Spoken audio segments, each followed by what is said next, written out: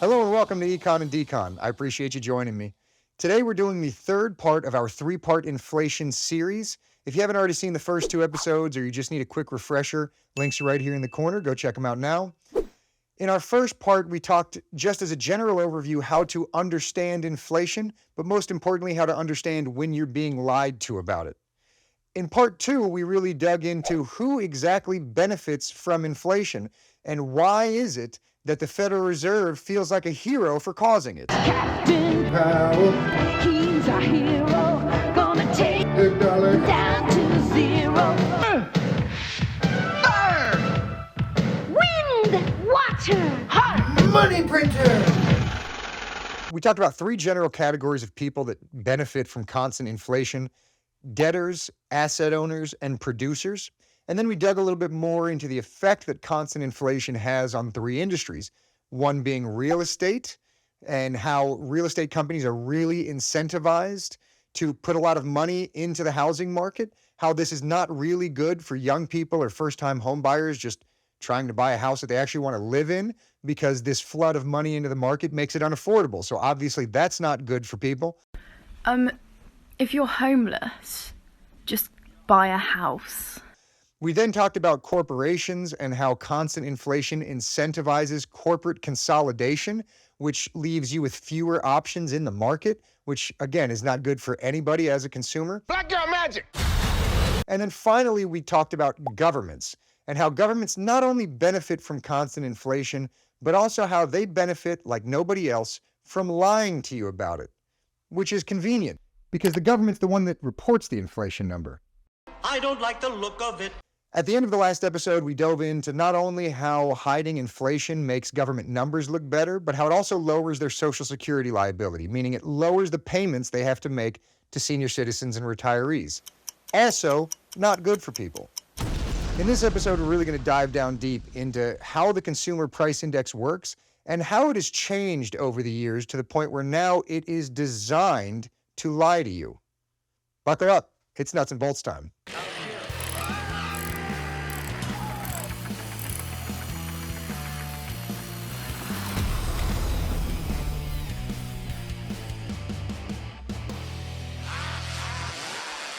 So what is the Consumer Price Index exactly? How does the CPI work? Every month, the Bureau of Labor Statistics tracks a basket of 50,000 goods and services. And every month they track the prices of these items, and they come out with a report that shows you not only how much prices have changed month over month, but also how much they've changed year over year. Sounds good so far, right? Wrong. When the CPI was first introduced, it was actually a pretty good methodology. It was a straightforward, relatively fair measure of how much prices were going up and down in the economy as a whole.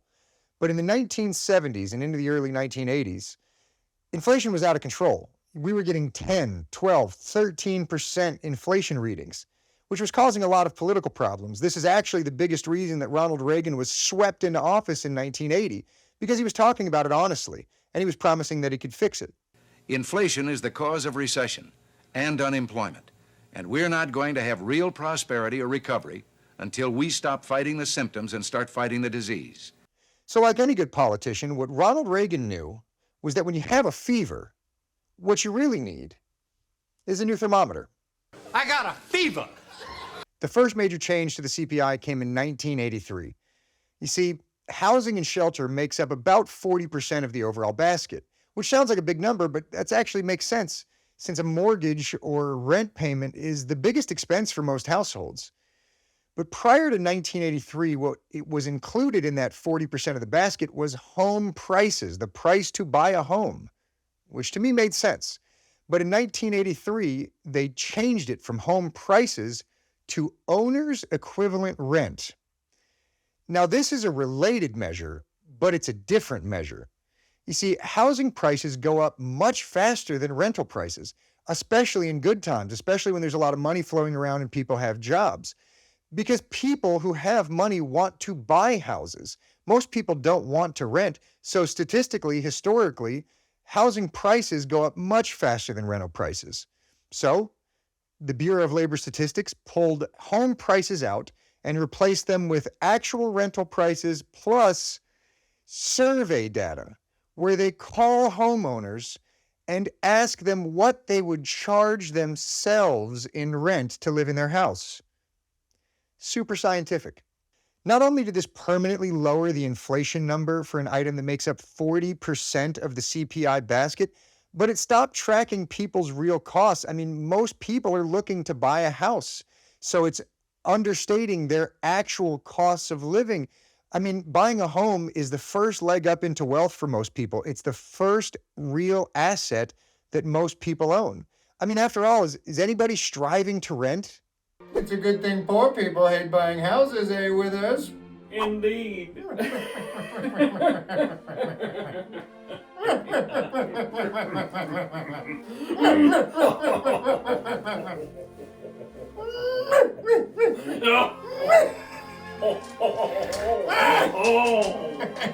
Indeed. Because this change was so impactful, it had a very meaningful effect, and the inflation numbers immediately started to go down and remain low throughout the 90s. So again, because this affected 40% of the basket in such a pronounced way, the next major change was not made until 1998, when hedonics was introduced. Now, hedonics is just a fancy term for value-based adjustments. The way to think about hedonics is like this. Let's say right now you can buy a new Honda Accord for $25,000. And next year, that same Accord will cost you $27,000. But hey, it's got heated seats now. Wow. So because there's a slight quality improvement, the CPI can actually adjust that price down and say that there was no inflation. What this means over time is that in 15 years, a new Honda Accord might cost you $50,000, but the CPI doesn't have to register any of that as inflation. I don't care if that car drives itself. I don't care if that thing can fly. The problem is that the barrier to owning a car has been doubled.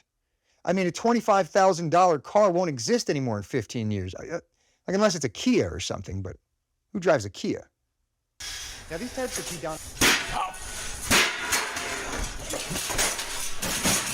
Now, these types of hedonic adjustments are not just happening with cars. They're happening with everything from housing to plane tickets to food. I mean, does anybody think that the quality of food has been going up? But I will admit that of all of the changes we're going to discuss in this video, hedonics is probably the least awful. It's probably the smallest change that understates inflation the least, and it's the one that there's probably the best argument for. So because of all that, the government had to make another big change the next year. While they introduced hedonics in 1998, they had to make another change in 1999. As we touched on in the last video, the CPI is intertwined with cost of living adjustments that go to Social Security recipients. And in the late 90s, the budget issues coming down the line from Social Security was a big political issue. First, we must save Social Security for the 21st century before we consider new spending or other tax cuts. Some say that this task will be too complicated. So in 1999, product substitution was introduced into the basket, thereby rendering the whole thing worthless. Now, you probably, if you were alive, don't remember hearing about product substitution being introduced, because when this was announced, we were all too busy worrying about Bill Clinton's sex life. I did not have sexual relations with that woman. I did not have... Squirrel! So while we were all conveniently focused on whether or not he did or did not have sexual relations with that woman, nobody was paying attention to how he was screwing senior citizens. I have got to stop saying that shit. That is gross. The way product substitution works is like this. Let's say every week you and your family go to your favorite restaurant, and every week you order a ribeye, because, hey, what guy doesn't like a ribeye, right? The gays.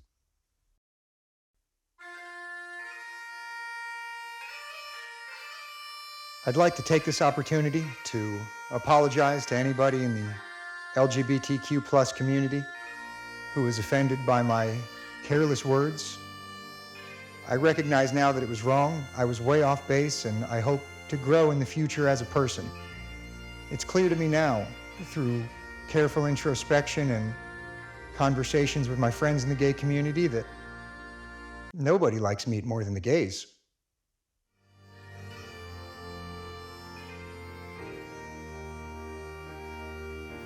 So every week you order a ribeye that costs $30. But one week you walk in and that ribeye's gone up to $35. And hey, you're balling on a budget. I mean, you got kids to feed and put through college. You're not made of money. So instead of ordering that $35 ribeye, you decide to order a bacon cheeseburger. What product substitution allows the CPI to do is pull the ribeye out of the basket and replace it with a $20 bacon cheeseburger, which allows the CPI to actually show deflation because people's preferences have changed. Does anybody see the problem with this? People's preferences are changing because prices are going up faster than they can afford. Nobody orders a bacon cheeseburger if it's the same price as a ribeye. And this is not me saying this. I've got a link below to the Bureau of Labor Statistics website where they say this, that preferences change in times of rapidly increasing prices. But the CPI can actually record that as deflation. And if prices continue to go up, there is nothing stopping them from turning that bacon cheeseburger into a chicken salad or even a can of Spam. And the CPI won't record inflation anywhere along the way. In fact, it might record deflation for those items. The last changes to the calculation we're going to talk about came in January of 2023 when two changes were made. First, they changed the frequency at which they can update the basket. You see, before 2023, product substitution could only update the basket every other year. But since January of 2023, now they change the basket of goods every single year. Now, I'm going to go out on a limb here and say it's probably not a coincidence that they made this change immediately after the worst year of inflation in 40 years. But hey, what do I know? I'm just a crazy person. It's an oversized hat. It's funny. No, it's not. Sure it is. It's funny because it's bigger than a normal hat. I see that. The other small change they made at the same time in January of 2023 was to this owner's equivalent rent number. So right now they look at rental prices not only from apartments and townhouses, but also from detached single-family homes, and there's a mix. Starting in January 2023, they started counting fewer apartments and townhomes and counting more detached single-family homes. Now, obviously, apartments and townhouses go up in rental price faster than houses because that's where the demand is. People who are renting entire houses typically can afford to buy a house before long. It's cheaper to rent an apartment or a townhouse. So if you're renting, that's where most of the demand is. So on average, according to the Bureau of Labor Statistics, apartments and townhomes go up faster by about 0.75% faster every year than homes. So they switch the weight a little bit away from this thing that goes up faster and to this thing that goes up a little slower. Now look, I'm not telling you that was wrong. I am not even going to sit here and tell you that the mix was right before and it's wrong now. But what's important to recognize here is that changes to the CPI happen every few years. We've only touched on the major ones in this video, but in researching this video, I looked at dozens of changes they made to the CPI. And every single one for 40 years is in this direction. For 40 years, every change they've made is made to lower the number. There is not one in the other direction. Does anybody else find that a little suspicious? I knew it. I'm surrounded by assholes. Last thing I'm going to mention briefly is that these studies have been done. People have done independent investigations. I didn't make this up. I'm not the first one to this knowledge. But there are links in the description where people have kept track of things like food prices or newspaper and magazine prices and then compared that over the same period of time to what the CPI reported. I've also linked in the description to a website called Shadow Statistics where somebody's tried to keep up with the inflation number based on 1980 methodology. Essentially what that shows is that the real inflation rate is about double what the CPI rate is, but of course that's actually getting worse every year as they continue to make changes to the CPI. I'm not telling you that all of this information is totally accurate. I'm not telling you to take my word for it. I'm saying go and do your own homework. Check it out in the links below, especially if you're one of these people who believes that the government would never lie to you, that they're being honest, that they would never purposely underpay Social Security recipients. Or if you're one of these people that actually believes that prices have only gone up 15 or 20% since the pandemic started, I've never met one of you in real life, but I'm sure you exist. He does exist. Do exist. Oh. That about does it for this episode of Econ and Decon. I appreciate you stopping by. I hope you learned something, and I hope you enjoyed yourself. If you did, please hit that like and subscribe button. It helps me out a lot. Most importantly, share it with your friends. These conversations are important, and we cannot start solving problems until we understand the problems. And nobody's going to tell you this on television. Lastly, if you want to support the channel, head on over to antitanktops.com. We've got a lot of good shirts, hoodies, and tank tops over there. I've put a link in the description. A lot of good items that will help you get the conversation started, that hopefully will get people asking you questions, hopefully not get you hit in the face. But go out there and have some conversations. I appreciate you again, and this is Econ and Decon signing out. Peace.